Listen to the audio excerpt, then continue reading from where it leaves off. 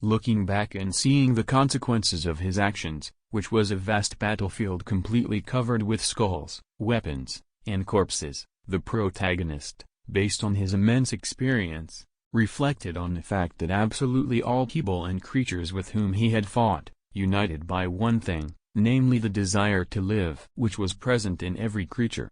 And if it were not so, he would not have had to put so much effort and fight so hard to reach the goal he had set for himself at the beginning of his journey. A black-haired guy with red eyes and a rather attractive appearance, dressed in a black cloak, walked down the corridor and found himself at the entrance to a large hall, from which a bright, warm light shone on him. After 99 attempts that always ended in failure, this time, he finally managed to make it to the last test. As he firmly stepped towards the hall's entrance, he told himself with firm confidence that this time, he would be able to see the end. And so the final 20 round finally arrived. In a vast hall, illuminated by a bright, warm light, in the middle of colossal golem defenders dressed in snow-white armor decorated with angel wings, stood our protagonist, who seemed tiny compared to them. After looking around and finding no one else, he realized that his opponents in the 20th round would be precise lithe giant golem defenders standing in front of him. Looking a little closer, behind them, he saw a door, which was most likely his destination. Realizing that the golem defenders would not let him through, the protagonist began to gather a dark red aura in his hand. The next moment, it formed into a large red side, the blade of which continued to blaze with it. The defender standing closest to the entrance was the first to notice the protagonist, who was approaching them with a side in his hand, which was obviously not a good sign. So, in the next second, he took a fighting stance and swung his weapon at the protagonist. The next moment, there was the sound of an explosion, which was caused by a decisive blow off the golem, which hit where he was standing a moment ago. However, its blow never hit its target. Confused, the defender turned around and found that the man he had missed was behind him, unharmed. The protagonist stood pathetically frozen in place and, in a cold and indifferent voice, said only one phrase, "Death seal." As soon as he said those words, a red mark appeared above the head of the defender who had attacked him, shaped like an eye with a skull instead of a pupil. But he wouldn't stop there, as this was only part of his strategy. The protagonist pushed off the ground at an incredible speed and headed straight for the defender, waving his large side, which was glowing with a red aura. After catching up to the golem defender, who had no time to react to such a quick attack, he struck the side directly at its neck, on which a cut appeared the next moment. However, that wasn't the end of it, because after using a death seal on the opponent and following a successful attack such as this one, its damage would increase by 100%. At the exact moment, the mark above the defender shone with a bright light. After a moment, the small cut on the neck made by the protagonist glowed red, causing the head-off defender golem to immediately separate from its body. Without dwelling on the defeated enemy, the guy pushed off the arm of the defender, falling to the ground. Holding the side in his hand, he flew high into the air. He realized there were too many guards, and it would be difficult for him to fight if they attacked from all sides. But for such a case, he also had a trump card: had Knight of Death skill, which plunged everything around him into total darkness. As a result, the vision of his opponents was blocked entirely, allowing him to not worry about the numerical advantage of the enemy, but to strike unexpectedly without being seen. In the next moment, the darkness dissipated, giving way to a bright light that appeared duetto the main character's attack, which instantly destroyed several opponents. However, even though Hay could kill a few guards, their numbers were unaffected, and besides, they were even more eager to try to destroy him. As a result, at some point in the air, the protagonist realized he was in the crosshairs of two opponents, one aiming at him with a bow while the other was conjuring a magical attack. In the next moment, the golem defenders simultaneously shoot at the protagonist. Fortunately, he managed to dodge them, but his cloak was pierced by their attacks. Noting that the guards' attacks were faster, and in addition, they continued to attacking not only fire but also ice attacks, the protagonist realized that it was necessary to take the initiative in their own hands. And the best solution was to use the speed increase skill, which he did in the next moment. With a tremendous force, he pushed off the ground. he soared into the air. Thanks to the speed-boosting skill, he could develop so much speed that he could move through the air, leaving behind residual images that looked like his copies. The Guardian, armed with a bow, was confused when he saw this. However, he immediately came to his senses. He drew the bowstring, aiming several arrows at the protagonist, the tips burning with bright flames. In the next second, the arrows rained down like a rain of fire on the copies of the guy, piercing through them. However, these were only residual images that were meant to distract attention. The protagonist himself, while behind another destroyed copy with a mocking smile, looked at the defender, who continued to desperately release arrows. But suddenly, a bright blue light shone below him, which immediately caught his attention, causing him to lower his gaze downwards. As it turned out, a large magic circle had been formed right below him, which, by its very appearance, made it clear that the following attack would be powerful. But it was too late to dodge, and the next moment, a massive pillar of ice rose from the magic circle and trapped the protagonist in it. As a result, he froze, unable to move completely. The remarkable speed he had boasted about just moments ago had disappeared. Determined to break free, he exerted his utmost effort, gradually causing the ice to show cracks. At the same time, he struggled to escape the Guardian. Golems drew near the trapped hero, one of them wielding a massive spear, ready to unleash a devastating strike. The ice remained unyielding, but the cracks became more evident. Then, our hero's eyes transformed into a deep crimson hue as he activated another ability, Moonlight Obliteration.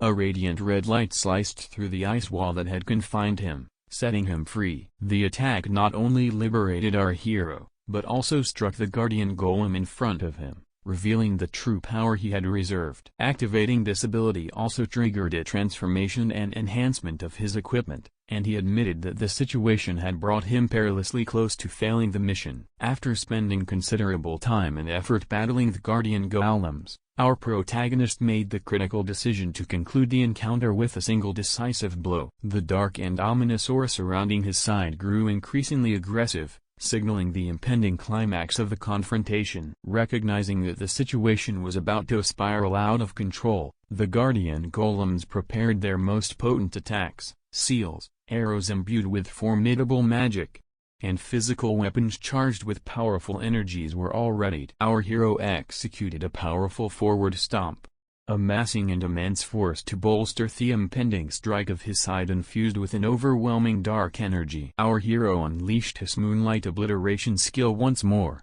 however, this time, the potent aura surrounding him was enhanced by another skill, the Red Moon. The resulting slash was similar to the one thought that shattered the ice but had a significantly larger area of effect. The colossal beings thought that once dominated the area were cleaved through like soft butter, their lifeless bodies tumbling to the ground. Our protagonist touched down, relieved that these formidable adversaries were finally vanquished. With the Guardians defeated, he advanced toward the room they had been guarding, delving deeper into this mysterious place. An odd sensation washed over him, prompting him to assess his surroundings, which appeared to be a new temple. Yet, it seemed eerily empty. Uncertain of his following action, he chose to approach the door at the far end, and as he drew closer, the magic circle drawn just outside the door started to respond with determination. Our hero positioned himself in the center of the circle, eager to discover what would happen next. As our hero waited, a hopeful smile played on his lips, wondering if this might finally be Theron where he completed the game on his 99th attempt. However, his optimism quickly faded as a notification revealed that only 1 out of 5 players stood in the magic circle. The harsh reality dawned on him that to enter the boss room, an entire party of 5 players was needed. At that moment, all the challenges and sacrifices he had endured felt like they were vanishing into obscurity as the notification informed him that failing to meet this requirement would result in his death. A golden light enveloped him, trapping him within a barrier, and his frantic efforts to escape proved futile. In his final moments, he cursed the absurdity of his last requirement, but it was all in vain. His body began to disintegrate, and he could only wonder if this was indeed the end. His expression changed as he realized that this was indeed the conclusion. The final second counted down, and the game notified him of his demise. However, in despair, An item called the Rune of Regression was activated. This last surviving hero would be sent back to the time before the first mission began, marking the 100th time Theron had been used. As a result, the Rune of Regression would now disappear. Still, our protagonist would embark on his 100th regression, starting over once more. The story begins in a square in front of a Korean palace that was located in the heart of the city. Today was the last day of the year, and many people had gathered in this place for the countdown to the new year. As it came down to the last 5 seconds of the year, one person emitted a bright blue aura around his body. His face showed signs of discomfort, and he realized that he had returned to his previous life. His hands trembled as he understood. This was the same time before humanity got engulfed in a cursed game. This individual clenched his fists, recalling that he had nearly cleared the game. He was already in the 20th round, and in his mind, he wished for the power to stop time because there were only 2 seconds left before the disaster would affect their lives. He also remembered what the system had shown him right after dying in his previous life. This was his 100th time using the Rune of Regression, and it had reached its limit. As the last second of the year approached, this guy, who would be our main character, thought that since this appeared to be his last chance for regression, he would undoubtedly complete the game. He then prepared himself for what was about to transpire. Our main character also thought of the last requirement he couldn't meet in the 20th round of the game, which was to bring 4 more people with him. He began to survey his surroundings, wondering who would be the most suitable individuals for these roles. Several minutes before the countdown, another person appeared. This guy was his enemy, also in the city's heart, about to celebrate the new year. While they waited, one of his friends contemplated what he should do after their graduation. This bald guy wondered if he could become a delivery man. He then posed the question to his friend, Young Min. Young Min smiled as he answered, saying that he planned to be a gangster. His friends were taken aback, as they didn't think Young Min was serious about it. In Young Min's defense, he believed that people only live once, so he should do everything he wanted. Uneasiness crept onto his friends' faces as they realized that they should keep their distance from Young Min after graduation. Being associated with a gangster was never a good thing. The bald guy then asked Young Min what would happen to his personal shuttle after graduation. This question painted the image of a poor and gloomy guy in his mind. Young Min laughed as he revealed that he wouldn't part with his shuttle even after graduation. His friends joined in, finding this really amusing. One of them even added that he should play with that guy for as long as he wanted. While they were talking about that shuttle, one of Young Min's friends disclosed that he had just seen that person. This was the exact moment and the main character's body was enveloped in a bright light, the same 5 seconds when he regressed back to his 100th chance.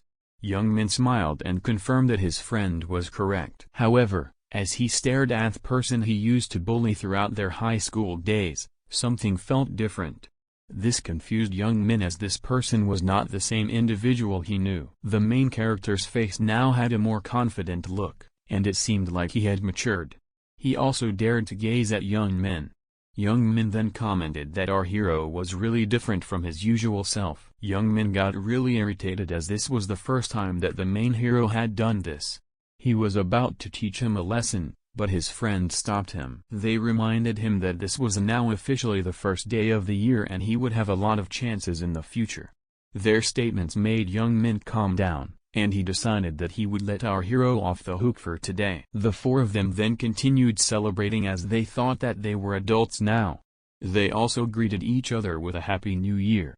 But then, a mysterious voice saying the humans were interesting was heard. The voice claimed that humans dared to celebrate the new year even though they didn't know what situation they were in. And since the mysterious voice was heard by everyone, they tried looking for the source of it. A majestic creature with white wings and a white dress then emerged. This one was also enveloped in a bright light. Her voice also had a soothing effect. This one, who looked like an angel, then smiled as she felt amused at how humans were acting. She claimed that for their race, humans were just like monkeys inside their cages.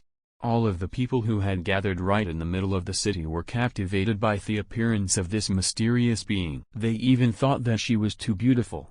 That was the same for all of them except for our hero.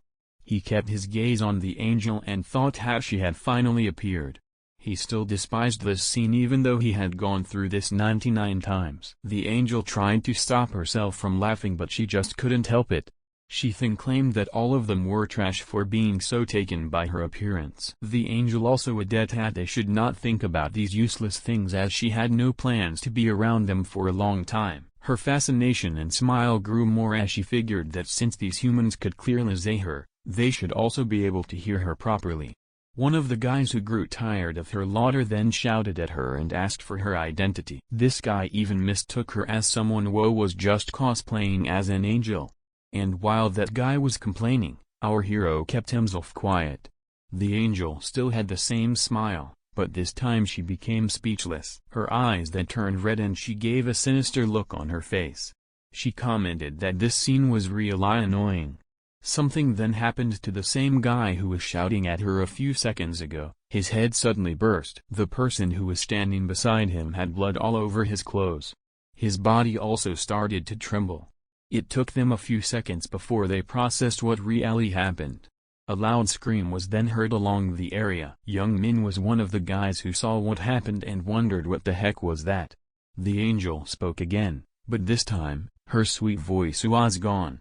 She then warned all of the humans to never dare to speak informally to her mighty self. She also added that these ones didn't have any right to ask any questions.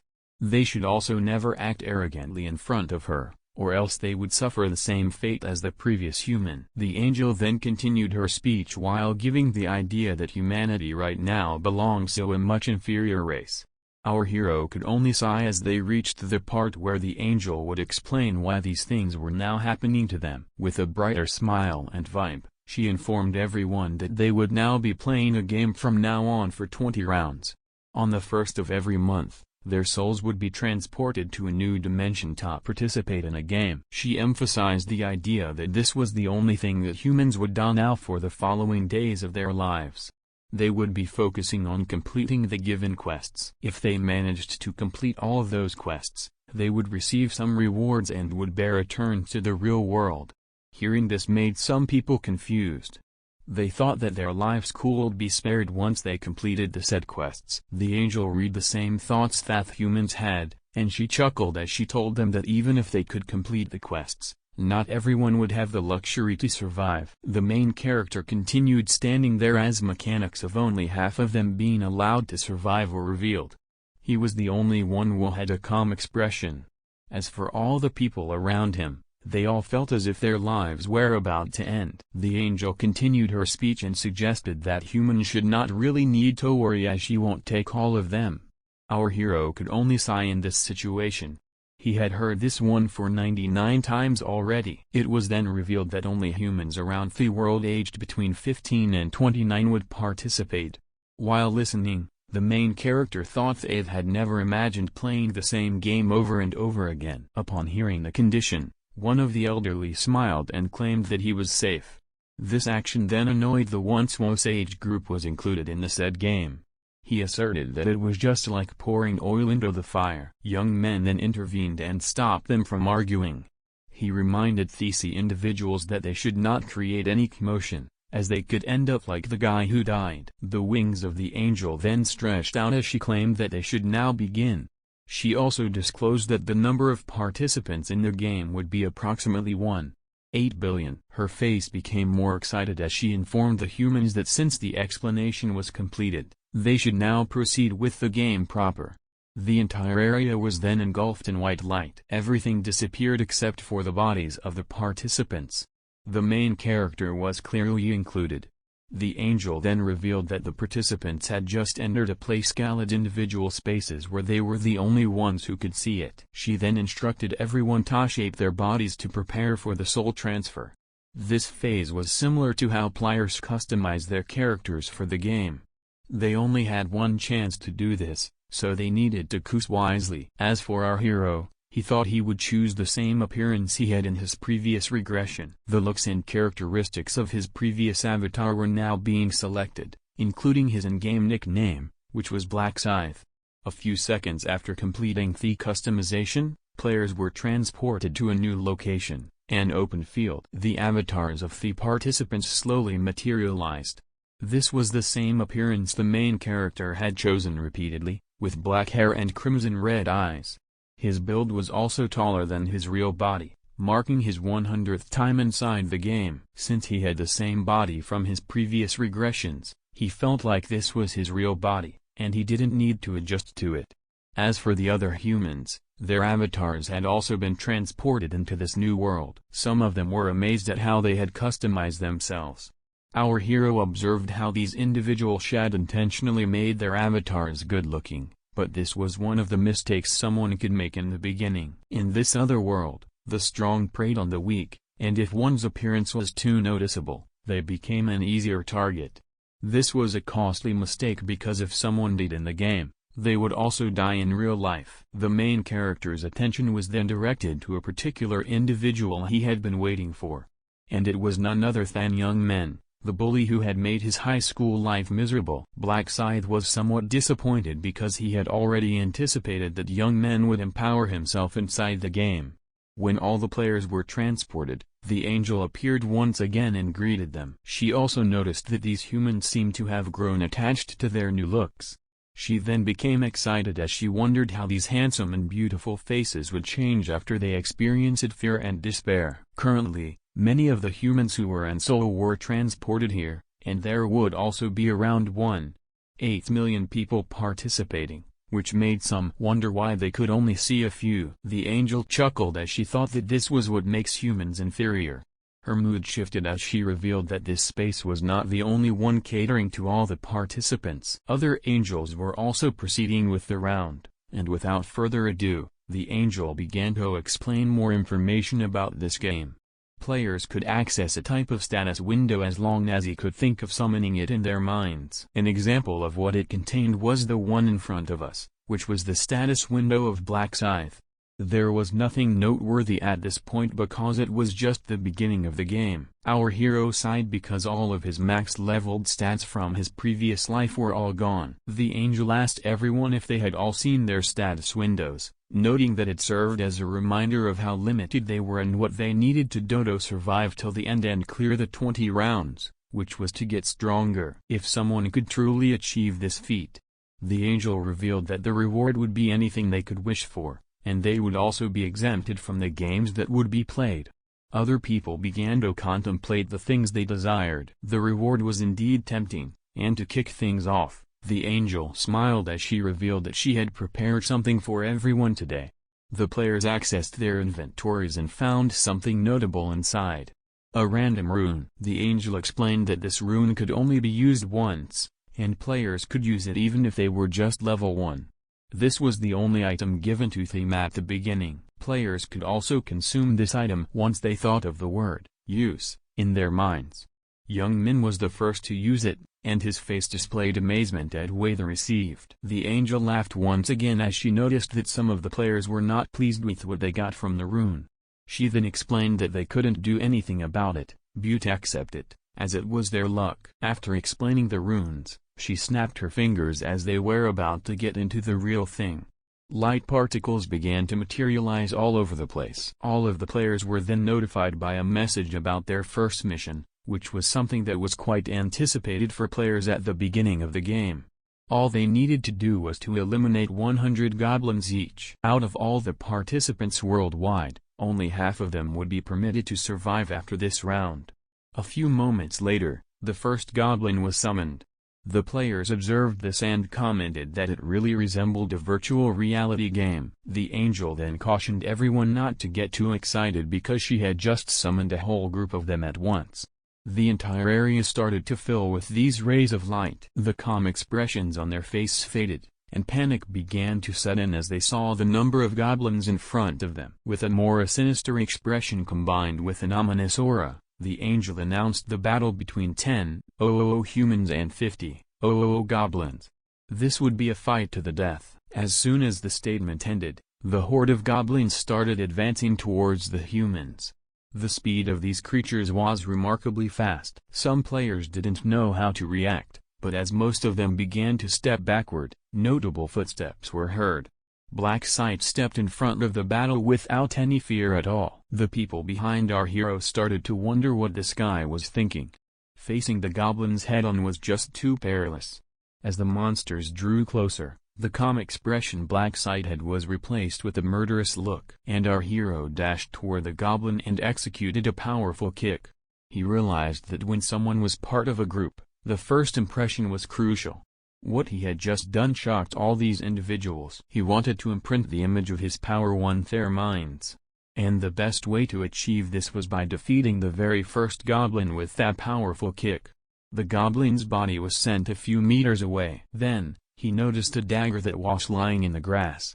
Ryumin then picked up the dagger that the monster had been holding.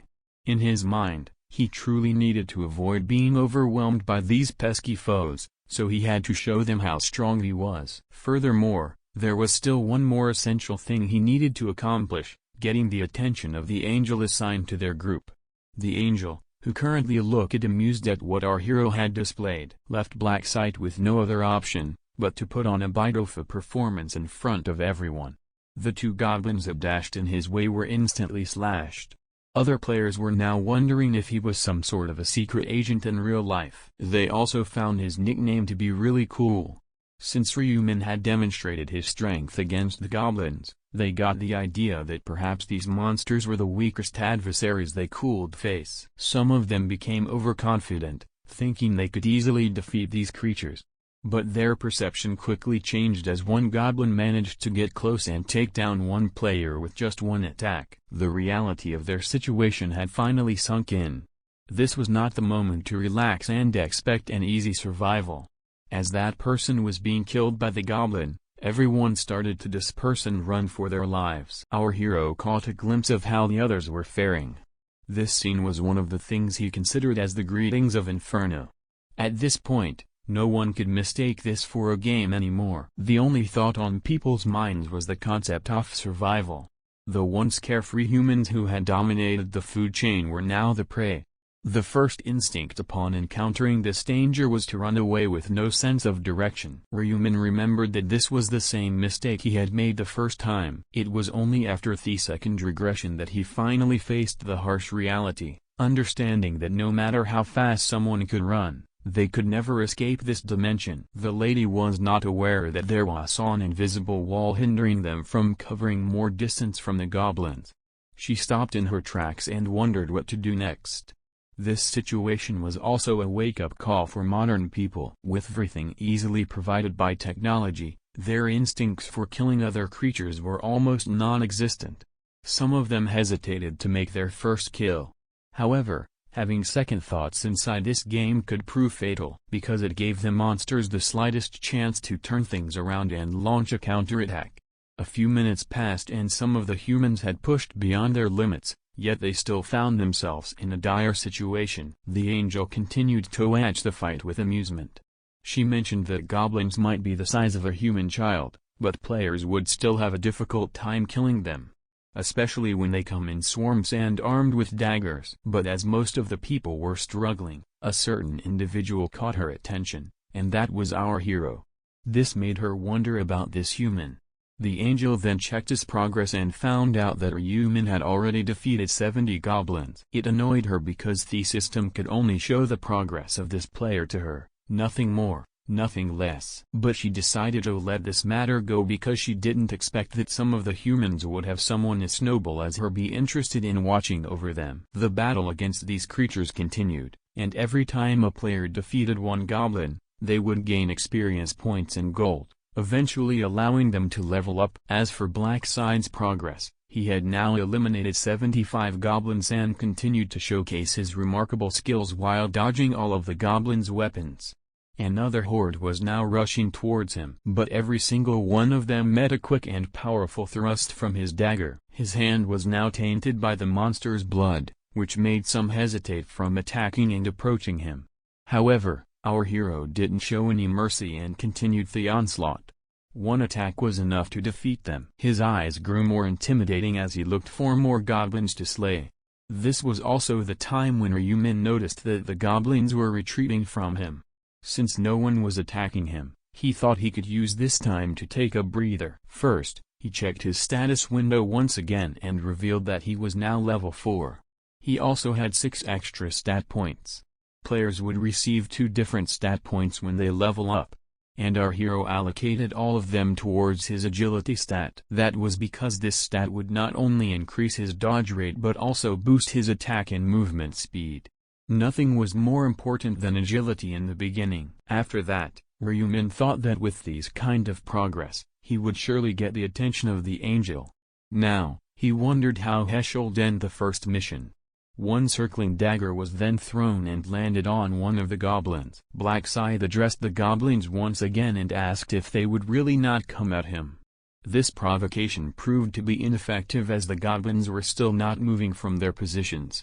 Ryumin sighed as he realized this. He knew that he had no other choice but, in a swift movement, Black Scythe vanished from his position. He had already traversed the distance across this group of goblins just to retrieve the dagger. He threw the dagger at them. These monsters took a few seconds to realize what had happened. But as they turned around, they were met with this devastating ground slash. All of them were cut in half. Killing the group of goblins sealed the deal for our hero and he leveled up once again. The system also notified him that he had just completed their requirement for the first mission. An array of golden light then surrounded him, confirming Faith was done. Ryumin thought that the first round had always been this easy. All he needed to do was to exert additional effort to get the attention of the angel. After that, he was congratulated by the system for being the first one to complete the quest in their given zone. He also secured first place across all the zones. His total time was 10 minutes and 21 seconds. He had a satisfied smile on his face as he managed to get the rank 1 again. This would prove to be useful because if top 3 players who finished each mission would receive some sort of reward. His reward for being the rank 1 in his given zone was the lowest rank rare weapon selection coupon. As for their reward for ranking first across all the zones, our hero got a special reward selection box. These items would clearly ensure a huge advantage against the other players. In the beginning, the first one that Ryumin decided to use was the weapon coupon. The system then showed him a list of fallen rare weapons to choose from. He felt a bit ashamed as he was now back to using these low-ranked weapons, but he was still thankful to have them. Ryumin then clicked on one of the choices, and the weapon he chose was the stiletto, considered the best dagger available to beginners, with an attack power of 15 and an additional agility stat. After receiving the item, our hero threw the dagger he had obtained from the goblins. As for the other reward, he planned on opening it later. While he was busy checking all the rewards he had received, the other players were still being hunted by the goblins. He also checked his status window and noticed something different this time. He was referring to the title he had received earlier, called Last Time Regresser. He thought that he had never seen this in the past 99 tries. Back when they were asked to use the rune, he had also consumed his. And the rune he got was the rune of regression, which was the same thing he got from the very first time. This was the item that allowed him to reach up to this point. Upon consuming the rune, it was immediately imprinted into his body. The only thing that was different now was the error that the rune was receiving. Ryumin had already expected this because he knew that he couldn't regress infinitely. The rune confirmed that this was his 100th regression, catching the attention of our hero. This was also the time he got the title of Last Time Regressor. In this game, titles swear superordinate concepts of runes. Last Time Regressor could only be obtained at the 100th regression of a certain individual and it allowed the user to stay in soul form for 1 minute. The user could then be resurrected at any desired point in time with his health restored. He remembered that the skill of resurrection could only be seen as the priest's skill and even that only restored up to 30% of their health. Ryumin figured that the title he got this time could really be proven to be useful and having something like this at his disposal would help him clear the game. Ryumin looked at his information window with interest and thought Faith had really gone through something unique. And the fact that this was his last regression was something he should have kept secret from the others, especially the angels. Hence, he carefully made sure that this property had a private status. Even if it was hidden, it still had an effect. He had a lot of free time since he finished the quest much earlier than the others, and now he could stretch out and relax a little. He looked around the battlefield to see how the others who were about to complete the quest were doing. He was especially interested in how Ryumin was doing. Since those who had passed the round could not go outside the area, his movements were restricted, and he could only watch as one spitter enemy. The clumsy figure could be seen in the distance and fought fiercely from behind the backs of others. This calmed him down a bit, for he knew that just like the previous times, Ryumin would survive not only the first round but also the fifth round. And it looked like he would survive this time, too. He had a plan on how to use it in future.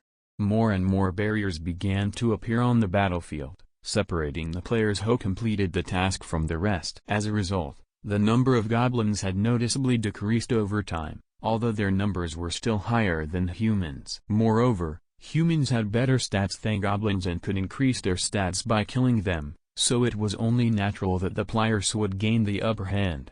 So the angel decided to intervene, reasoning that it was getting boring to watch. She announced to them that it was her fault that the number of goblins was decreasing. The battlefield was strewn with the corpses of humans and goblins. Angel asked them if they shouldered more fun and began to flap her wings. The poor people whose loved ones were dying in front of their eyes could not understand her humor. The fluttering of her wings seemed to be a signal as the corpses scattered in the meadow began to disappear. It was only natural that people were puzzled. They asked each other what was going on. Where are the bodies disappearing to?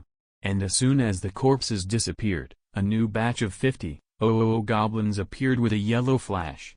They immediately rushed furiously at the remaining players. The humans had to take up arms again to survive or die. They were too young to scream like this and run for their lives in a bloody place like Athens. The angel announced to them with a frightening smile that she had given them a free refill of fun and now it would be enough for them. And then ordered the goblins to kill them. The survivors desperately fought off the attack, saving their lives. It was a bloody massacre in which sweat and blood, human and goblin, flowed in rivers. Gradually, in this deadly battle, the number of players who completed the quest grew and reached 10 to 21. As the number of those who completed the quest increased, the goblins exponentially became less and less. Each time, the angel removed the corpses and added new goblins. The number of those who completed the quest grew to 2,129. It had been like this for about 5 hours. Ryumin sat on the ground inside his barrier and dozed off out of boredom. What could not be said about the other players, who were very worried about their friends who had not yet finished the quest and were making futile attempts to get out of the barrier and help them. And they were downcast as they watched the goblins kill their friends and acquaintances one by one. Angel smiled her deadly smile as the number of those who had completed the quest reached 3,533. She was anticipating the moment when half of the players would complete the quest. Suddenly, Ryumin opened his eyes like an alarm clock and looked around. He knew it would be over soon. Finally, the number of those who had completed the quest reached the number 5,143 and that was exactly half of all the players. The goblins that had filled the meadow suddenly disappeared without a trace. It seemed like it was a dream. And the players waved their daggers, not realizing where the goblins had suddenly gone. Angel addressed all the people at the location in her loud voice, announcing that half of the applicants had passed and that meant that the quest was over. Angel spoke as if she was sorry for this, but that was absolutely not the case. Next, she said that, unfortunately, the rest had to be destroyed because I thought it was the rules of the game. The unfortunate that did not have time to complete the quest did not understand why they all this. Some were missing literally one goblin. They asked to wait a little longer and give them another chance. But their cries were silenced in an instant, and those who could not complete the quest were scattered like dust. It was about 3,000 people. 3,000 people disappeared without a trace. The remaining 2,000 were killed by the goblins. The players who passed and watched from the barriers swallowed their parched saliva. If they hadn't completed the task earlier, they, too, could have been destroyed in a similar manner. They all had shock and confusion displayed on their frightened faces. The angel noticed this and ironically asked them what was wrong with their faces. Shouldn't they have been happy to be alive? But not getting an answer to her questions, she said that it didn't matter anyway because they had all made it through, and now they could go home. At the mention of going home, the tension in the air among the players dissipated, replaced by a collective sigh of relief. Angel congratulated them on their success in the first round and voiced her hope that they would do better in the second round, as it would be much harder than the first. She barely managed to hide her devilish grin with her hand. But that wasn't all, and she offered them one last look at the round results and player rankings. The results of the first round in all areas appeared in front of all the players, and of course, Black Reaper was in first place with a significant lead over the rest. Also, a notification then appeared that Black Reaper was currently ranked first in both the overall rankings and his current area. Another notification appeared in front of Ryu Min, which contained information about rewards. He received a coupon for the lowest ranked rare weapon and a special box with a reward option. He was also to receive 1,000 gold for completing the quest. It was also explained to him that he would be able to buy items with the gold he earned for successfully completing the quest. But he would only be able to access the store when he reached level 10. Ryumin looked around at the many people now staring at him.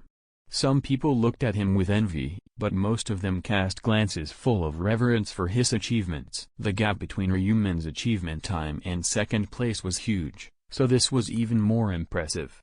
It wasn't just people who were surprised.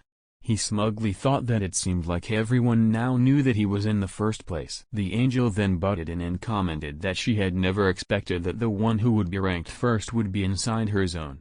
She then addressed our hero and wanted him to answer her question. This holy being asked how he became this strong and inquired if he received a powerful rune. But before she could finish her question, she stopped herself and figured that this question was a mistake. Ryumin then teased her and asked if she could see his rune by looking in his status window.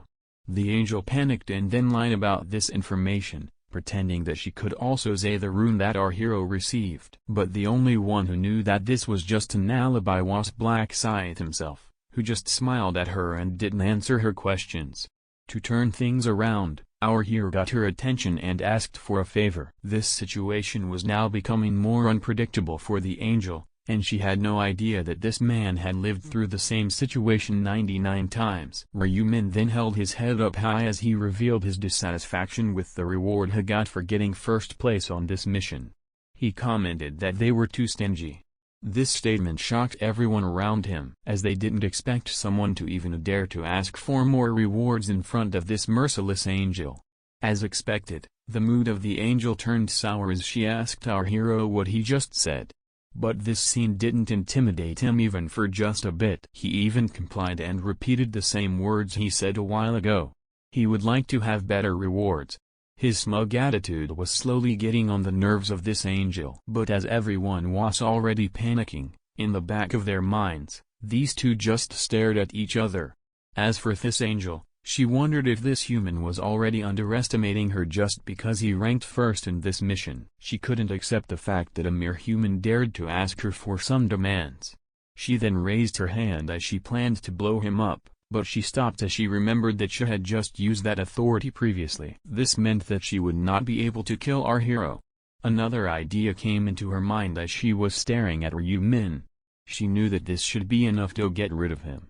The angel then slowly approached our hero while repeating his demand. She even descended and walked on the ground.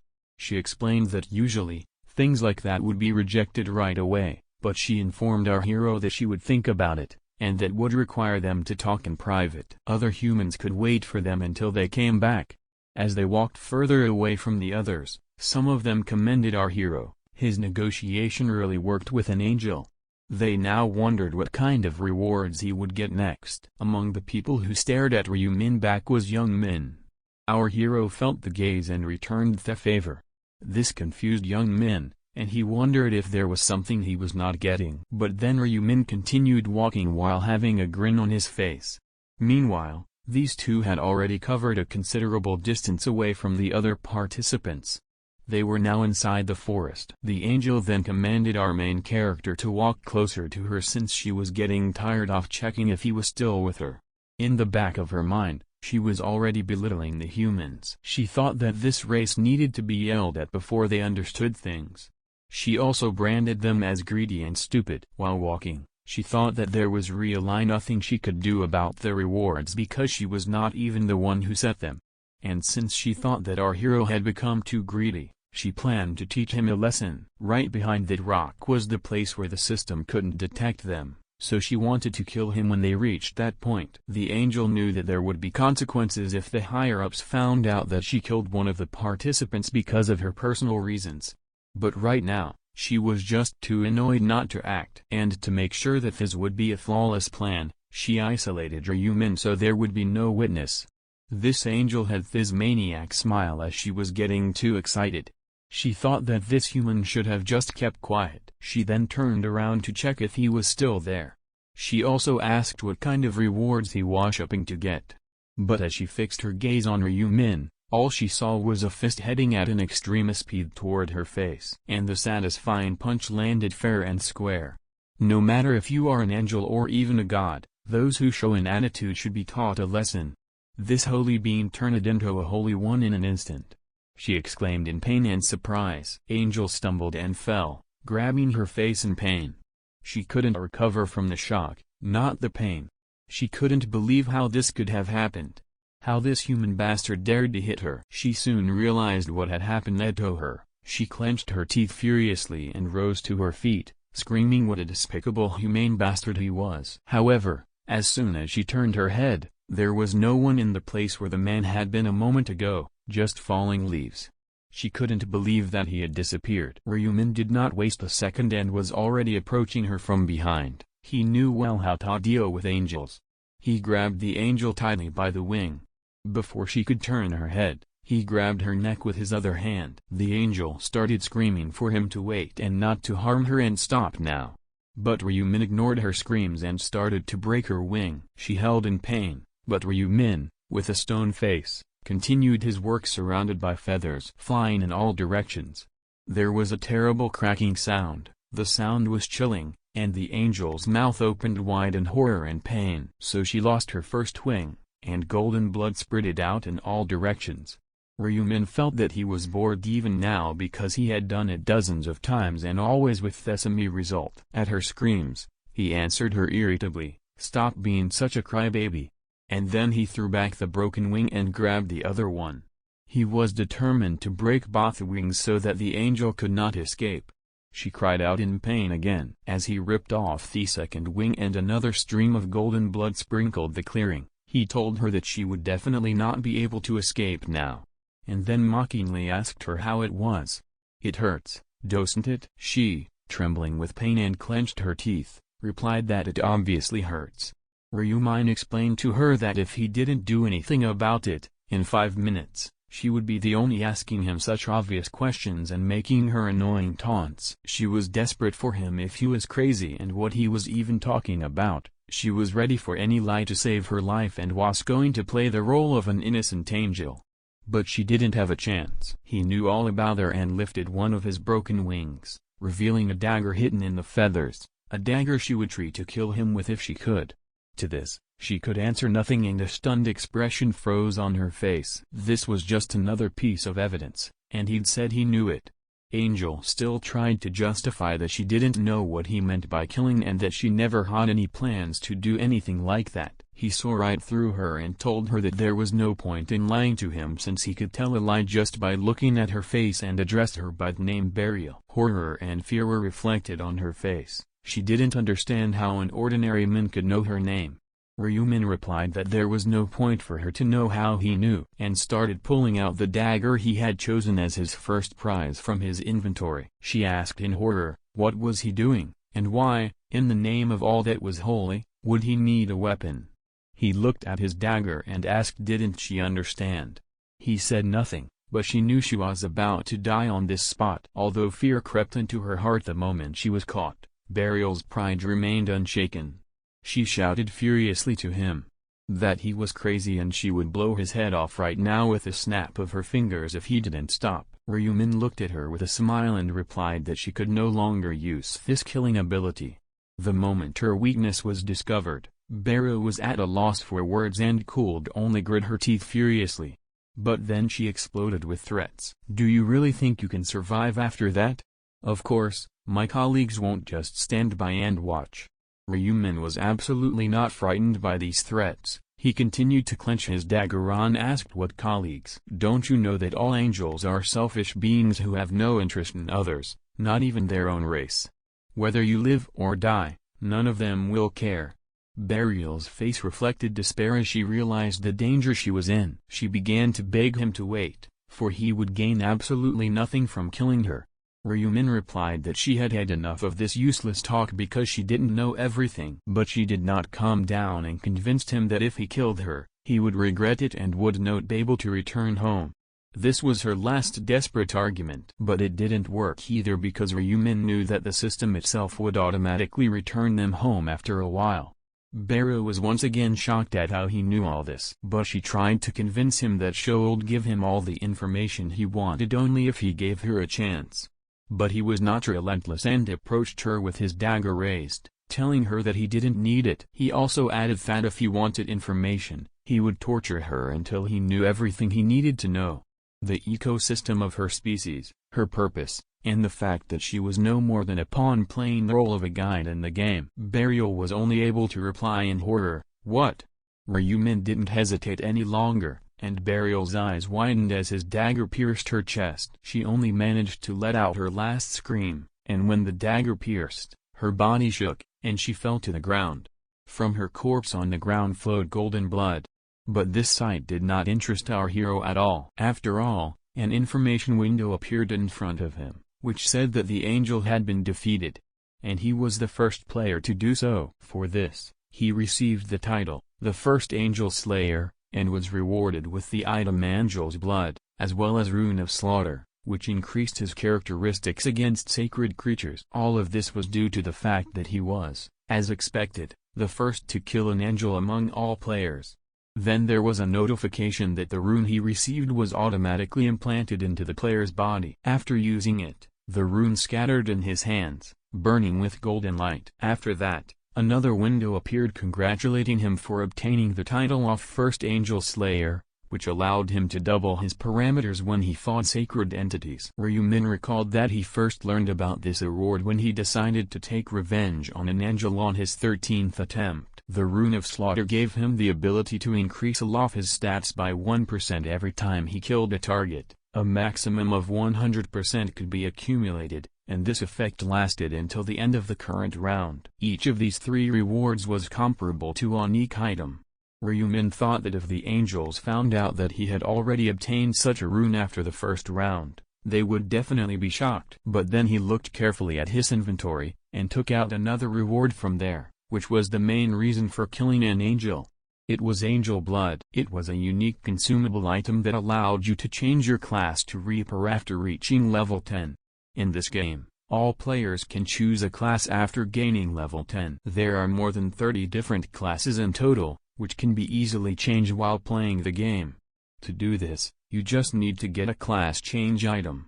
It's usually acquired naturally through hunting or fulfilling conditions. More of these items can be scattered around the location, and they can be picked up during the mission. But there are exceptions to all this. For example, when a class was changed to some unique class that could only be obtained by one player under special circumstances, like the priest class, it could not be changed. Of course, the unique classes were on a completely different level from the regular classes. They gave bonus stats, advanced runes, skill sets, and so on. In short, they were perfectly good. Ryumin opened his inventory and decided that it was time to use the special reward selection box that he received as a reward for first place in completing the first quest. A window appeared in front of him, offering him the choice of one of the following rewards: 3 times more experience in the second round, 2,000 gold, or information about the second round. For our protagonist, the choice was obvious because he did not need gold and information, and to activate the Reaper class he needed to quickly reach the 10th level. So he chose the first item, and the system immediately notified him that he would start the second round with a buff that would be applied automatically. He looked at the vanishing body of the angel at his feet and realized that this attempt was his last, so he couldn't turn back now. He had to get stronger in every way, and that was necessary to win this damn game. With a cold stare, he looked down at the corpse of the angel. The golden blood that splattered on the ground began to vaporize, dissolving into the air. Soon, the angel's body crumbled into ashes, leaving no trace behind. This was a natural process for spiritual creatures like angels. Their bodies disappeared with them after a certain amount of time. Just as suddenly as it had started, round 1 ended. Of all the participants, exactly half survived, both in their area and in the entire game. The participants were congratulated on their survival and warned when round 2 would begin, exactly 1 month later. Their souls were to be transferred to their bodies in their native existing dimension. Young man gulped air with his mouth as if to come back to life and abruptly sat down on the pavement. He looked around the entire area where people were celebrating the new year, strewn with people who were either regaining consciousness or lying motionless. None of them understood what had happened. Young man had a similar question. What happened here? Had everyone fallen as he had? He thought it was a really strange dream. Only what was even weirder seemed to be that he wasn't the only one having one, as everyone in the square was holding their heads and complaining of headaches. He immediately checked the time on his phone.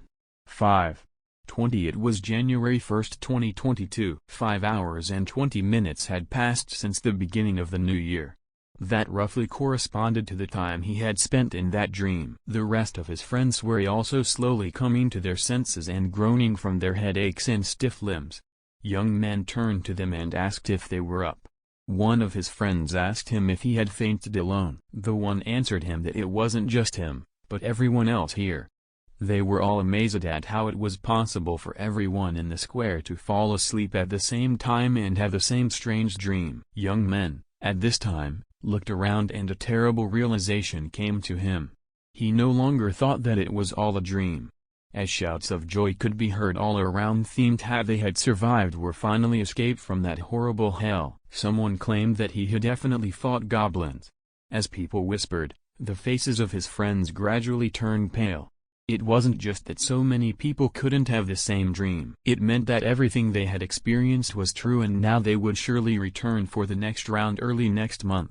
Young man noticed that one of his friends still hadn't woken up and reprimanded him. He asked the others why that guy wasn't getting up.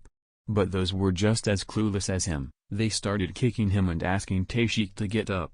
But it was all useless and the guy continued to lie motionless. They turned him over on his back and saw the dead pallor on his face.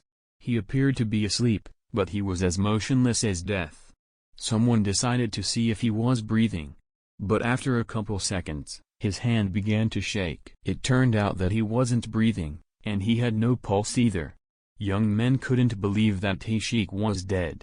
Neither could his friends who couldn't figure out if he was dead from not surviving the game. They were terrified at this prospect. They, too, could easily die.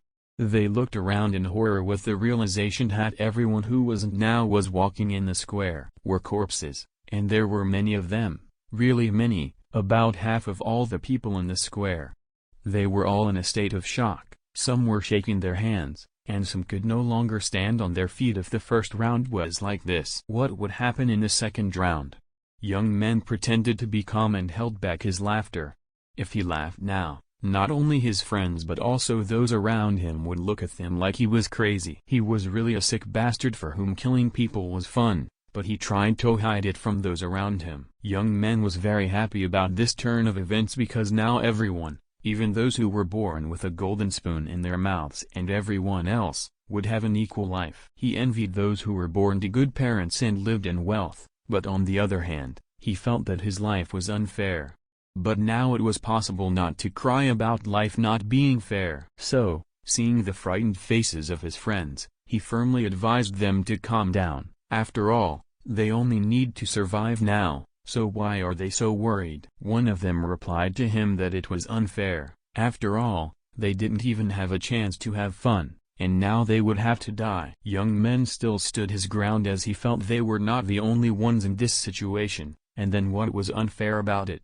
Hearing his words, his friends fell silent and looked at him with anger and incomprehension. One of them answered him with a sigh that he was a bastard and with his miserable life, he wouldn't even be missed if he died right now. After all, he had tons of things he wanted to do. Young man didn't pay attention to their words. He was looking around in the crowd.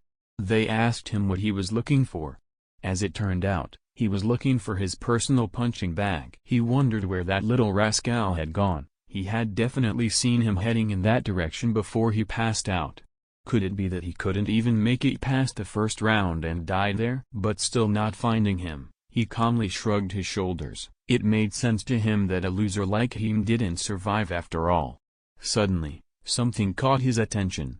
In the crowd, he saw a man in medieval armor. Young men couldn't understand who this guy was and where he managed to dig up these outdated armor.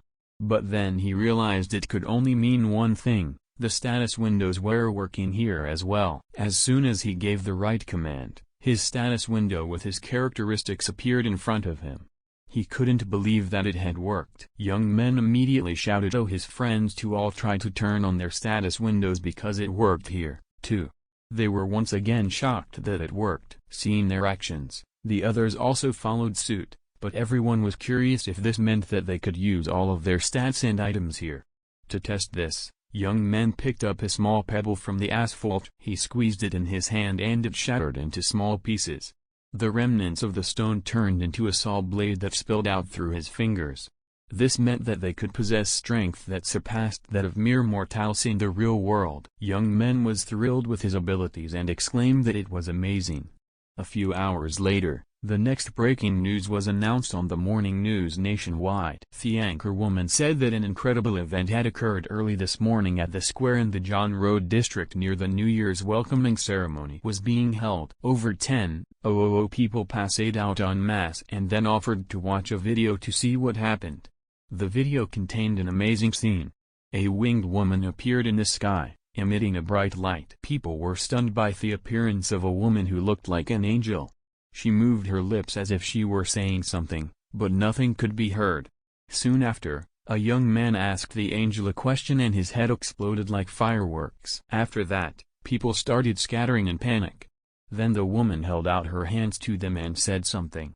And then people started to faint. About 10,000 people fell asleep at once. The people in the video fell unconscious, like puppets without a puppeteer. The video ended with the police investigating the incidents and already reporting that the victims were young men between the ages of 15 and 29. It has also been confirmed that similar incidents have happened in different countries around the world. Users of one of the social networks reacted very strongly to it all, and almost everyone thought it was a fake and a joke. Many people couldn't believe the obituaries, which seemed a bit ridiculous. But there were also many who believed them without a doubt. Ryumin walked down the street and read the news on his smartphone and knew for sure that these was all just the beginning. News appeared one after another that said that about half of the civilians who had passed out had regained consciousness, while the other half remained comatose at the scene and were diagnosed with brain die-off. Also, some celebrity was found dead in that square. This was the first time that more than 11% of the country's population died in one incident. The news came out one after another without stopping. But these were just consequences that could no longer be dealt with. The real problem was somewhere else, and no one on the news was talking about it. Ryumin passed by the screen that said that the survivors were now calling themselves players, and the reason behind it was still under investigation by the police. Ryumin knew that the problem for this world would be the fact that the player's abilities had been transferred to reality. As long as there wasn't a person with high characteristics, this problem wasn't very noticeable. But once the level of the players increases, they will become transcendent entities. When this happens, some players who lack self-awareness will begin to display their power like lawless criminals. This would lead to the creation of weapons that even the military and the latest weapons could not control. Ryumin was not going to sit back and just watch the world meet chaotic events. If he had just left things as they were, the Earth would probably have fallen into ruins even before the 20th round arrived. There is only one solution. He will have to control the other players using overwhelming force. Intoxicated by their new powers, the players will bow down like beasts only to a superior force. In the past, he would just destroy everyone. But he couldn't do the same as last time, and now he would be forced to use a different method to gather a team of 5 players to battle the boss. He even had a few people with potential in mind and was now thinking of methods to recruit them. But the time to act was not yet upon him, and he had more important things to do than that. So he reached his house and knocked on the door. It was an apartment building in one of Seoul's neighborhoods. But no one answered or opened the door, so he had to get the key out of his hiding place and open the door himself. It was semi-dark inside. However, One detail caught his eye. Ryumin was unhappy that the bastard had eaten a bowl of ramen for dinner again instead of cooking a proper dinner. But he had seen this hundreds of times before and had put up with it. He went further into the house and opened the door to the room. There was his little brother sleeping peacefully and carefree on the floor. He had no one else in his family besides him, and he was his only family. He was very similar to his older brother. Ryumin looked at his sleeping brother and was glad that he could sleep soundly even if his older brother didn't come home. His name was Ryuwon, and he was in his third year of middle school. Their family had once been quite ordinary and happy, but after their parents died in a car accident, a lot of things changed quickly for them. And one of the most drastic changes that happened was that he became one sole protector. Minute saw a band-aid coming off his brother's fist. He glued it back on and stared at him. From the touch, the stare, and the lights on in the room, Ryuwon finally woke up. His brother told him it was time to wake up, but one was in no hurry to get out of bed. Min said it was morning, and it was time to get up. But he didn't agree with him because it was only 6 a.m. and he was in no hurry to get up. Minute realized that this would not do and moved to more active actions and sharply pulled the blanket off his brother. Then he explained that they didn't have time to get any sleep and that he would explain everything to him later. For now, he should have dressed quickly for the walk. One took his time and didn't realize what was going on. He yawned and asked her they were going, at least. If he suddenly felt like going to see the sunrise, he would rather get more sleep. However, when he saw his brother's serious face, he tensed up a little. His brother told him to obey. After all, this was not the time to relax and sleep. The whole world was in chaos. One asked his brother if there was anything wrong with the New Year ceremony he was going to attend. But he hurried him to get out of the house first, and then he would tell him everything when they went. They left the house and walked down the narrow street where the cold morning air was keeping one awake. He walked beside his brother and looked at his brother's grim face. Something was definitely wrong. One had never seen this side of his brother before. However, he didn't dare to ask him anything. He thought his brother would explain everything himself, but he was strangely different from his old self. He was an entirely different man. And his serious look told him that something terrible had happened. Ryumin asked his brother if he really didn't know what was happening in the world right now. He looked at him with an incomprehensible look. He asked why he was saying such scary things to him. What could have happened while he was sleeping? Min advised him to check the latest news in a search feed. One took out his smartphone and started scrolling the feed quickly. He didn't understand what had happened and what it all meant. What kind of angel appeared and kidnapped civilians to another world? Min corrected him that, to be more precise, only their souls were taken. One said with surprise that it couldn't be and he was taken away too. His brother told him that he had been taken too. He could only get out after killing 100 monsters called goblins. One immediately began to worry about his brother's health and asked if he was hurt. He advised him not to worry about him. But one couldn't accept this and resented how he could not worry about his brother. After all, he was his only family, his only sibling, and dearest person. The one who comforted and supported him always. Though he was too shy to say it out loud, he had always respected his brother and relied on him as a father figure. One, of course, knew that in order to fill the hole that mom and dad left behind, it wasn't enough to just be there for him. Minute had to become the strongest mental individual he had, without a doubt, become. But having a strong mind and killing 100 monsters were completely different things. His brother also had a weakness. Although he recognized that his brother had strong mental strength, it didn't mean that he was good at fighting. Moreover, he was small in stature and had been beaten up himself before. His musings were interrupted by his brother's voice, telling him that he knew what he was thinking, and reassured him that in that other world, there was a system called stats that controlled the level of physical development. Even girls can fight goblins as equals. So he shouldn't worry about him. And even more so, when he sees him later, he definitely won't think like he does now.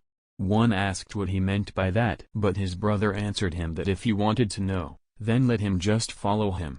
But one stopped and said he didn't want to until he told him where they were going. He wouldn't take a step. He asked for the man to tell him first. And he put his hand with the wound on his chest. on which Ryumin's gaze lingered. He had already experienced this kind of reaction in a previous regression. Ryumin turned to Ryuwon and told him in a cold voice that they were going to attack the hideout of Teju, who was the leader of the bullies in his class. He added that he knew that a guy named Teja had recently been bullied him at school. Ryuwon was shocked. He didn't want to burden his older brother, who was already working hard to feed them both. However, somehow, Ryumin had found out. Still not believing that his brother had found out, Ryuwon asked his brother if he really knew about it. Ryuwon asked back, did he really think he wouldn't find out? Ryuwon bit his lip. He thought he had hidden it well, but it turned out that his brother had known about the bullying all along. Looking at his slumped brother who didn't want to get him in trouble, Ryumin apologized to himself in front of him and said to himself that he shouldn't have known that. This happened during the first regression. It wasn't until a few hours after returning from the first round that Ryumin learned the truth about the bullying his brother had endured. One very ordinary sunny morning while he was sleeping, his brother dressed in his dress clothes and said he'd be back soon and left. After a while, Ryumin was awakened by the ringing of the phone. Annoyed at who might be calling him, he reached for the phone. Still sleepy, he asked who was calling, to which the voice immediately asked if he was the guardian of someone like Ryuwon. Then it immediately added that he should come to the hospital immediately. After saying that, the protagonist's pupils dilated in horror. The next second, he quickly got dressed and ran out of the apartment. After beating Teju, Ryuwon became blind. Looking at his younger brother, who was sitting on a futon with his arms wrapped around his knees, depressed, Ryumin was shocked and angry that he couldn't protect him. He felt guilty for letting his own weakness burden Ryuwon. But he knew he had to do something. After all, Ryuwon was his only family. After looking at his brother, he decided that he couldn't just let someone who bullied him get away with it anymore. He wanted to make sure that Ryuwon would never be bullied again, and that meant putting Teju in his place. Words of cursing, insults, and taking had been going around the factory since early morning. In addition, the sounds of blows could be heard, echoing loudly throughout the building. Someone's massive foot once again kicked some guy in the chest, causing him to let out a painful groan. It was none other than Teju, who was standing in front of the students he had beaten up, furiously asking why they hadn't brought him 200,001 each as he had ordered them to. Shivering in pain and agony, he tried to say something, but only managed to squeeze out another painful groan. Teju took that as ignoring him, which made him even angrier. He lifted his foot and swung it at the poor guy with anger in his eyes. Then he began to beat the poor guy again with anger, who had no chance to resist, and it would have made things worse because his assailant was not alone. Teju's friends stood aside, watching this one-sided beating with a chuckle. But they were actually tense and afraid of Teju's ruthless attitude, since he was very unpredictable and very cruel. Even the other high school students were afraid of him. Teju was 185 centimeters tall, and he had a rather large physique for a sophomore high school student. Undoubtedly, he was an overwhelming dominant among his peers and was famous even among gangsters for his fighting skills. After a while, the man was finally done with the beating. Screaming harshly, he scratched his neck and headed towards his buddies, complaining irritably that he couldn't buy a motorcycle today, as he couldn't get the money he was going to get today. Seeing the angry guy approaching them, the group of his buddies immediately tensed up. And unfortunately for them, their fears were realized as Teju approached his gang and asked if any of them had any money. The gang was caught off guard, and each of them scratched the back off their heads nervously. Realizing that he couldn't get anything out of them, he asked his buddies where he could get some money right now. They rubbed their chins and thought about it like it was their own problem. If they couldn't figure out a way to get him some money, they would be in a tight spot again. After some pondering, one of the gang members had an epiphany. Then, with a smiley in his face, he turned to Teju and asked why they shouldn't call that tall guy with curly hair was from their class. Teju's lips curled into an evil grin when he realized who he was talking about. Then he added that he planned to call him today anyway, since he thought he deserved a good beating as a New Year's present. While the happy bandits, who were lucky enough not to be robbed of their money by their leader, were discussing how they would teach Ryuwon a lesson today with smiles on their faces, Teju turned to them and said that the guy they were planning to beat up was very poor. The gang members were puzzled when they heard that. Taeju smirked and added that he had never been able to bring money even after he had beaten him up once. And his house also looked old and shabby. Then he also told the confused boys that he also had no parents. And that he only lived with one brother. Suddenly some noise came from the other end of the factory.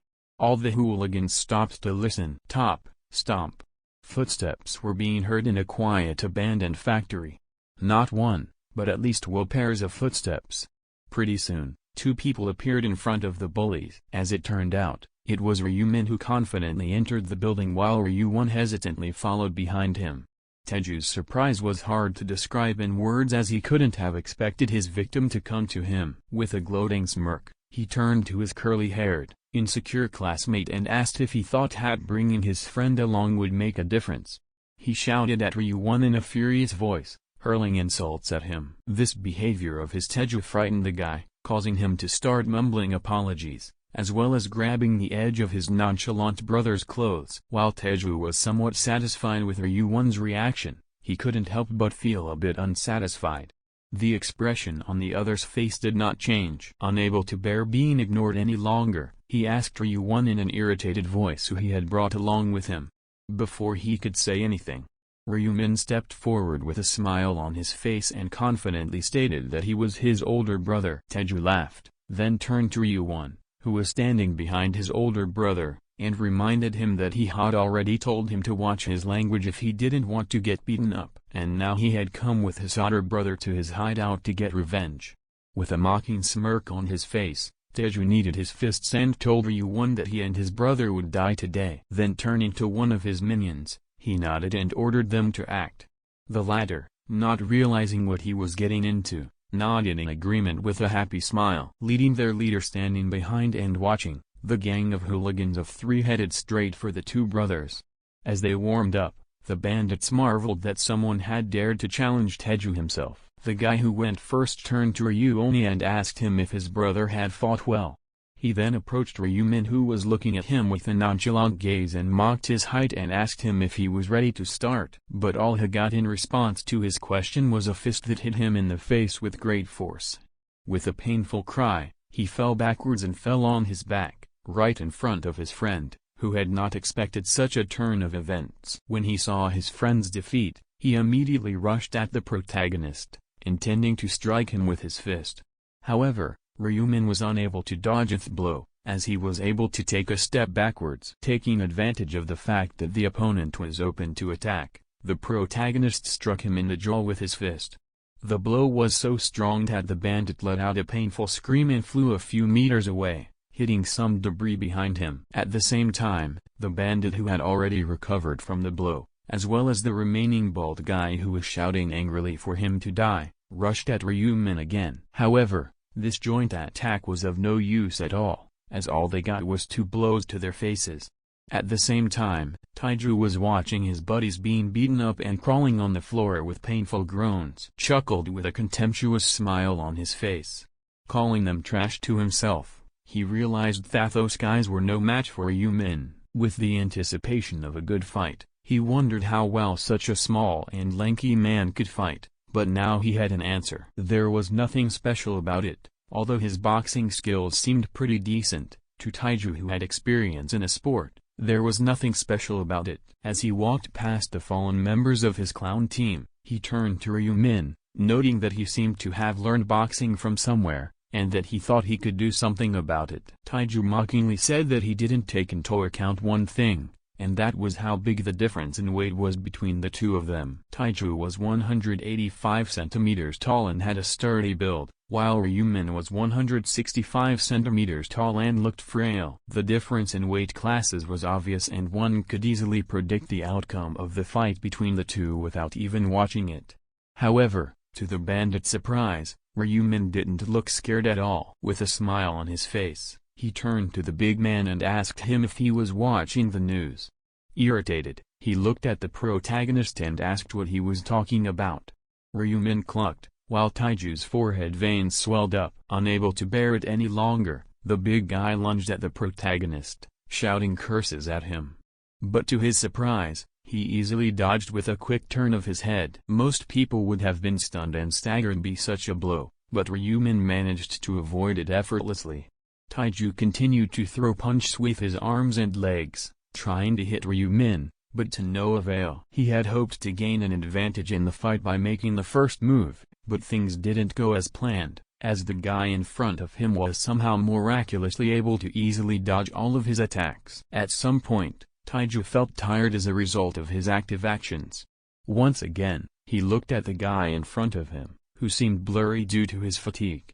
He gritted his teeth in anger and wondered why he hadn't been able to land a blow. At the same time, Ryumin's fist lit up with a blue aura. Then, he turned to Taiju and said that if he had been watching the news, he would have known that attacking a player like him so easily was tantamount to suicide. The next moment, he threw a lightning-fast punch that hit the bandit's jaw. Surprisingly, a moment later, Taiju rushed to attack the protagonist with a fierce shout of curses. But to his surprise and confusion, his blow did not hit the target, as his opponent simply disappeared. Unable to believe what was happening, he tried to turn around with horror on his face. However, he was immediately overtaken by Ryumin's fist, which forcefully struck him again. With a painful groan as he rubbed his nose, Taiju, who had already been numbed by several blows, managed to stand on his feet again, and in an angry and teared voice told the protagonist that he would kill him. As it turned out, however, the nose wasn't the only problem. On Taiju's hand was one of his teeth, which he stared at with horror, still unable to fully realize what had happened to him. But after a few seconds, in a voice that was now filled with killing intent, Taiju shouted in a very loud and furious voice that he would kill Ryumin. With deadly force, he swung his fist, but the blow missed its target. After dodging the attack and intercepting the big guy's arm, the protagonist immediately used his free hand to land several blows on his head. Ryumin's movements were so clean and efficient that it seemed like his previous demonstration of skill was just a fake.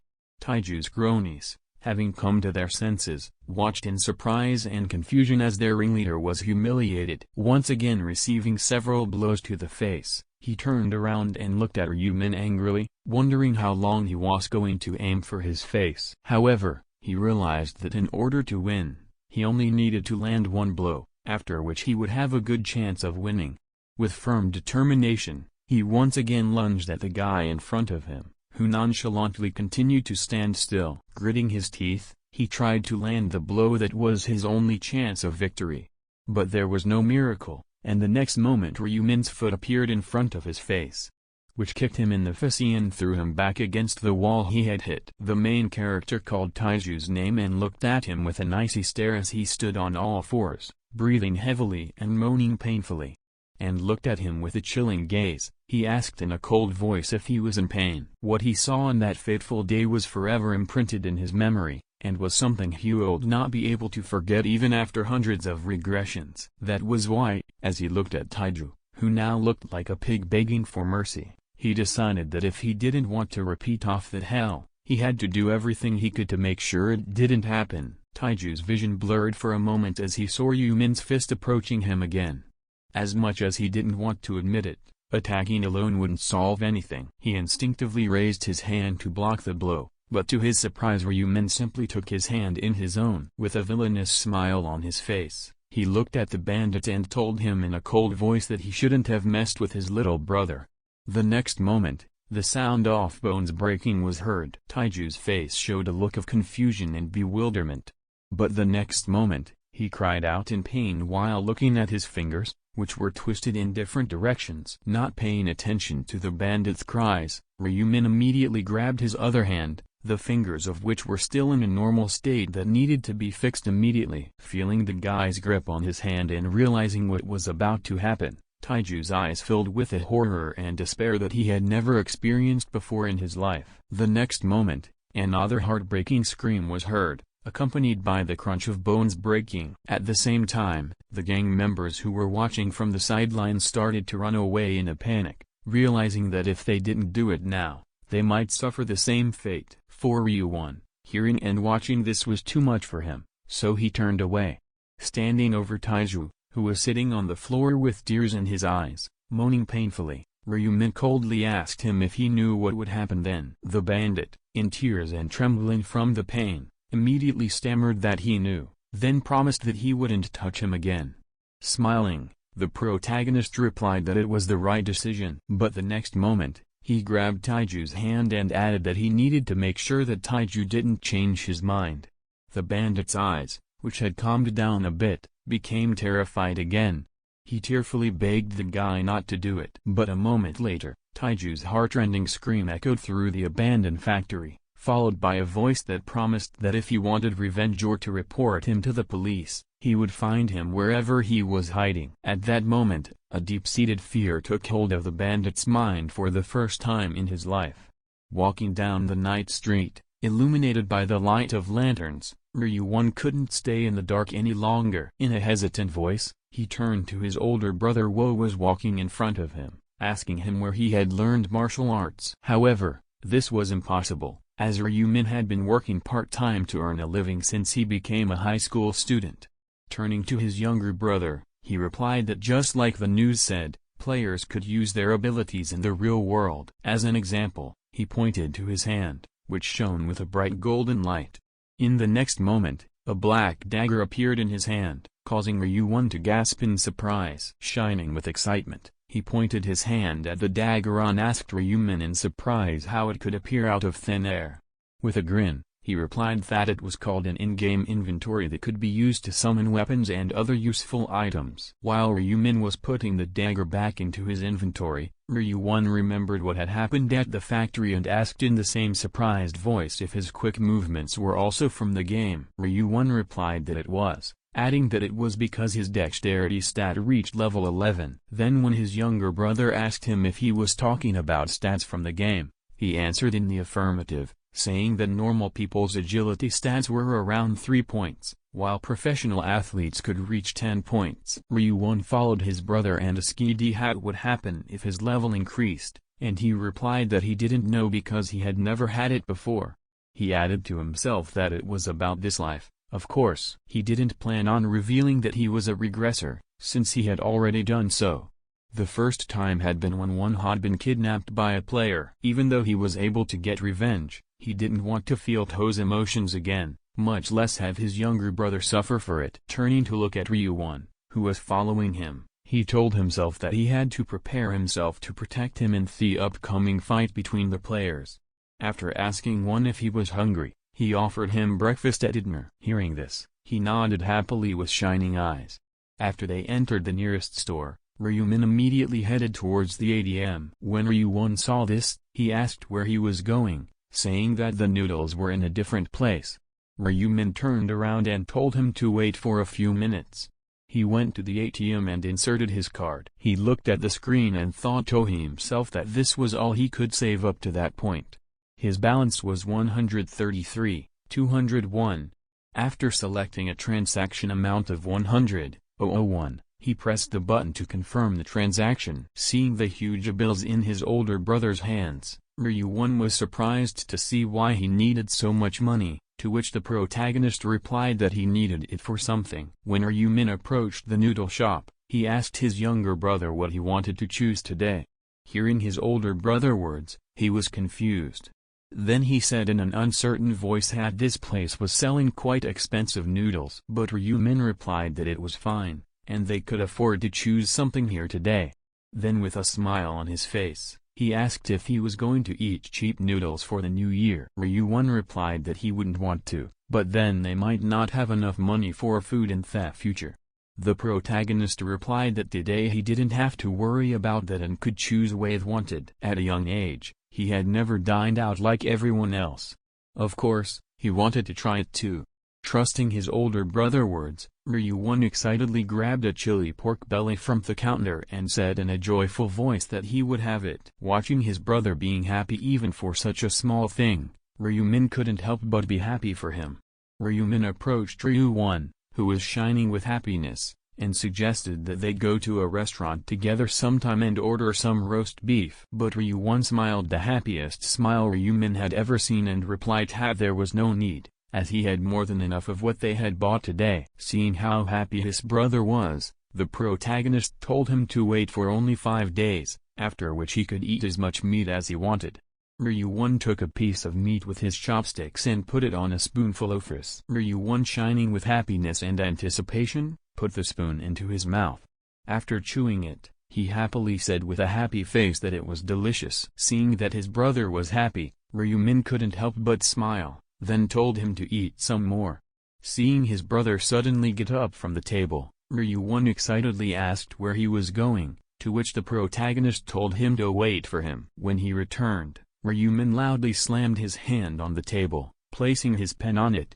Confused, Ryuwon looked at the sheets of paper his older brother had brought with him and asked in an uncertain voice if he had spent all of the money on the lottery. Ryuwon replied with a pen in his hand that he had. Not understanding why his older brother had done that, Ryuwon excitedly asked him how many tickets he had bought. And he replied in the same relaxed voice that there were 20 tickets. Hearing this, Ryuwon panicked and asked Ryumin in an agitated voice how Ryumin could have spent almost all of their money buying lottery tickets, since he himself should know that it was almost impossible to win them. However, his older brother calmly told him to trust him and just watch. Then he took a pen and began to color in the numbers on the lottery tickets. Ryuwon was puzzled when he saw the numbers his brother had painted over. He asked why he had painted over the numbers on all the tickets in the same places. The main character turned around and with a smile on his face replied that he did it because those numbers were the winning ones. The brothers were sitting at the table in their home. There were lottery tickets on the table. Min was calmly flipping through his phone. His brother nervously held the phone in one hand and propped his head up with the other. The announcement of the lottery draw was made from his phone. One was biting his fingernails with worry. He was staring at the screen of his phone with the live broadcast. He thought they were in trouble because they had wasted 100 million won. When the auction started, he said that they would have been better off buying better food with that much money. He was in a depressed state. His older brother simply told him to stop biting his nails. The hosts announced that the first lucky number was 3. One stopped biting his nails. The second lucky number, to his pleasant surprise, was 9. The third number was also on their ticket. It was the number 38. The younger brother listened as if in a dream as the other numbers from the winning combination were announced. He came to win the camera broadcasting the program focused on the balls with the numbers that fell out of the lottery machine. Distrusting his eyes, he checked the numbers on the ticket and on the screen. They all matched. He was overwhelmed with emotion. He looked from the phone to the ticket and back again. With happiness, he shouted that it was unreal that they had won first place. With his eyes full of tears of happiness, he asked to pinch his cheek to make him believe in the reality of what was happening. Min awkwardly told him to pinch himself. He looked at his younger brother with understanding when he asked again if he was dreaming. The hosts repeated the same numbers again. With a smile, he asked if he would prefer it to be a dream. One spelled it out, no, never. Finally believing that they had won a lot of money, he rose to his feet and shouted his delight that they had won first place. He held the ticket in his hands, high above his head. His older brother had to ask him to be quiet. He quieted down when he explained that the neighbors could hear them. Min asked him if he was really that excited about their win. His younger brother answered in the affirmative and asked if he was happy as well. One didn't let go of the ticket. The older brother replied that of course he was happy. He thought about the first time they won. That time he had also shouted with joy. Back then, he and his brother were equally happy and looked at the ticket and the phone screen in the same way. But after repeating this process dozens of times, it turned into an annual event. He did it out of necessity and no longer enjoyed it. It was a duty to get rich quick after each regression. The death of 900 million people will shake the economy. So the trade in valuable game items that would begin later would be conducted with cash. One got his hands on all the tickets. He said he couldn't believe they had 100 prizes for the first place. I wonder how much money they will get. His brother replied that he didn't know. He thought it was a huge jackpot. So big that it could shake the world. Ryumin got off the bus and walked down the street. He soon saw a tall building in front of him. It was the main branch of MANHUA Bank where he was to receive his prize. Normally he would have been nervous before entering. But maybe it's because if this is the 100th time I'm receiving the grand prize, but I'm not nervous at all. Ryumin thought to himself. The bank was crowded with customers, but none of them were lottery winners. Ryumin went to the front desk in the lobby of the new building and then approached the employee on duty, telling him for about the 100th time that he had won the lottery. Hearing the words of protagonist, he smiled and congratulated him on his winnings. At the same time, he wondered to himself how the guy standing in front of him, who looked like a student, was able to get the prize for the first place. Pushing his thoughts away and searching for something on the computer, he asked Ryumin where he had purchased his ticket, to which he replied that it was at the Yongwei branch. Hearing the guy's words, the employee exclaimed in shock, unable to believe what he had said. His mind immediately went back to a conversation with his colleague, who told him that this time 15 tickets had been won, which surprised him a lot, as it was a very large number. However, his colleague told him that it was as shocking as the fact that 100 of them came from the same place. After these words, the first employee's eyes widened with surprise, because this could only mean one thing, that one person had bought all these tickets. But it was not as shocking as the fact that he took a risk and bet all 100 tickets on one combination of numbers. As he was leaving, his colleague also told him to call the president of the bank immediately if anyone said they bought a ticket at the Yongwei branch, as that person was supposed to be a VIP guest. The employee's thoughts were interrupted by the voice of Ryumin, who, seeing something frozen with surprise, decided to ask if he was alright. After he came to his senses and apologized, he asked the protagonist to wait for a while. Seeing no reason to refuse, the latter agreed. A few minutes later, a middle-aged man appeared in front of Ryumin, who smiled and thanked him for waiting. After shaking hands with the protagonist, he introduced himself as Guanjuno, saying that he was the president of the bank. The protagonist simply replied that his name was Ryumin. The president said that since he had won the first-place prize, he had to congratulate him personally. Ryumin smilingly thanked the man for congratulating him. Afterwards, the man offered to escort him to the place where he could collect his winnings, telling him to follow him. As they approached the door with the sign that read Lottery Ticket Sales Team, the president announced that he had arrived at the place. As soon as they stepped inside, they were immediately greeted by one of the female employees who stood up and bowed to greet the president. Noticing some young man next to the president, she couldn't help but wonder who it could be. But she didn't have to speculate, because the next moment the president himself introduced the guy, saying that he was the first-place winner and that he had come to collect his prize. Then he told them to make sure that their guest felt comfortable. Surprised to see the guy who was talking casually with the president, the woman could hardly believe that in front of her was a man who had won 100 tickets. Having recovered from her excitement and doubts, she told herself that she should calm down and do her best to satisfy the customer. After greeting him, she invited Ryumin to sit down with a smile on her face. He did so, sitting comfortably on the chair right in front of her. She then asked him if he would like a drink. The protagonist replied that he would not, adding that he would like to get right down to business and take his prize. After hearing the guy's answer, the employee didn't take any more time and asked him to provide her with the ticket so she could confirm that he was the winner. Ryumin immediately handed her a stack of winning tickets that he had brought with him. Looking through the tickets, the woman couldn't believe that he had bet everything on one combination. It could only mean one thing: either the guy had decided to risk everything or he could see the future. Having finished with the confirmation, the employee said that everything was in order and he could take the prize for the first place. However, the protagonist's next question about how much he would receive made the girl freeze, as even just naming such numbers was exciting. After a second of silence, she replied in an excited voice that his prize is 22.5 billion won. Ryumin was left with about 15 billion won after the tax was deducted from it. After he received his prize, everything went pretty quickly. The first thing he did was start looking for a place to move to. That same night, he opened a promotional account. Because he had information from the future, he knew that the price of Bitcoin would increase by 500% next month, so he also planned to invest his money in it. After returning home, Ryumin showed his younger brother pictures of their new house and asked him if he liked it. Ryuwon happily replied that it was amazing, adding that he had never seen such a huge and beautiful house in person. except in pictures. The main character replied that it was the best place they could move into immediately. Ryuwon turned to his older brother and asked him why they shouldn't just buy a house since they had so much money. Ryumin replied that he didn't have any more money. His phrase "Madeon freeze in place."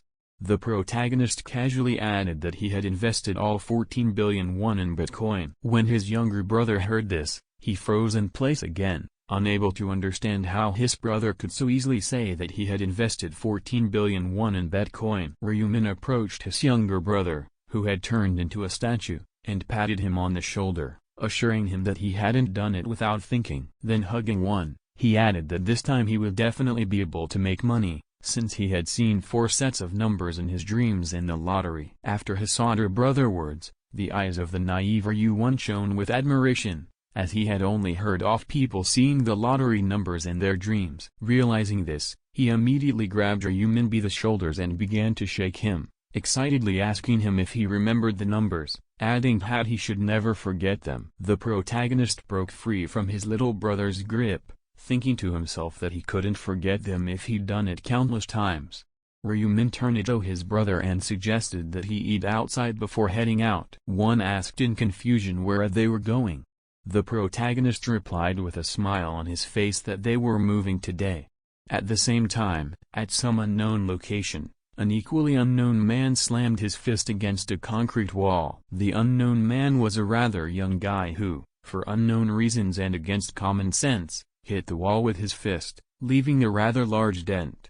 Such destructive power obviously could not belong to an ordinary person. This guy was young Min, who looked at his fist, which remained unharmed even after such a blow, with a villainous smile, and said to himself that pumping all the points to strength was the right decision. Swinging his fist at the innocent wall again, he added to himself that he was even able to get a power rune that doubled his strength. As he continued to strike the wall, he thought to himself that he was really lucky to get this rune out of all the runes. As he left his mark on history, he grinned wickedly at the result of his actions and mockingly told himself that even Tyson would be jealous when he saw such a powerful bunch. Then, clenching his hand into a fist and grinning evilly, he told himself that this was enough for the test, and now he needed to try this power in real combat. The same man who was beating on the wall before approached the house where real men lived and started knocking on the door, asking if he was home. When he didn't get an answer, the guy gave up, wondering what could have happened to him since he didn't answer when his name was called.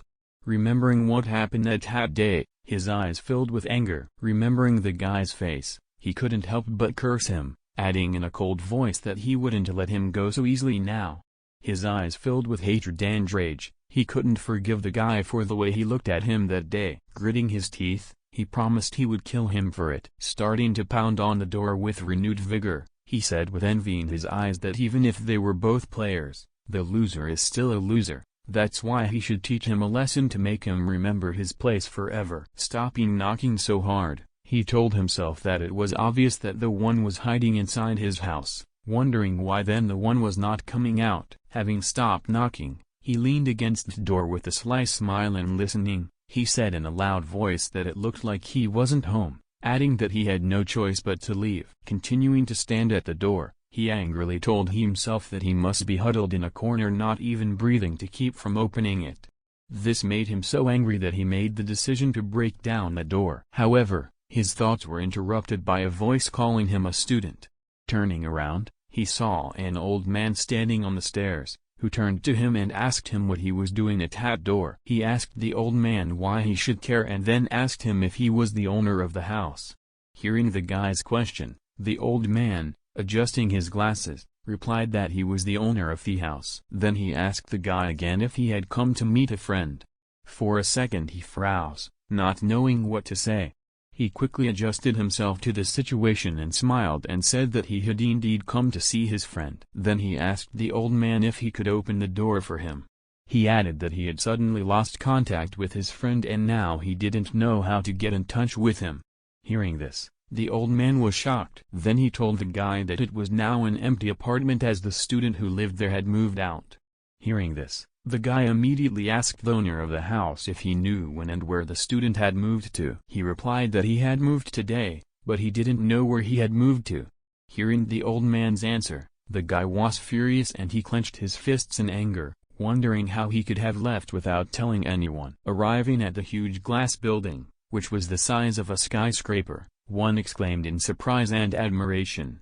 Covering his eyes with his hands to keep the sun from shining, he said with shining eyes and amazement that the building was very tall. He was so innocent that he was even surprised that the door at the entrance was revolving. He didn't stop being amazed even when the female employee simply handed them entrance cards. While his older brother confirmed their identities, one continued to be surprised that there was even a security guard here. Pushing himself up in the elevator to his room, he turned to Men and said admiringly that this place was really amazing. Stepping out of the elevator, they headed to their room. When they got to their suite, one exclaimed again in surprise, wondering how big it was. His brother replied with a nonchalant face that it was about 330 square meters. Such a figure shocked his younger brother, as their previous apartment was dozens of times smaller. Looking at the apartment, Rio One, still in disbelief that they were going to live here, asked if it was for the two of them. He replied that they had a lot of money, and that the place they were going to live in should be at least this size. One asked Rio Min how much the rent had cost him. One asked Rio Min how much it had cost him to rent the place, and he said that it had cost about 22 million a month.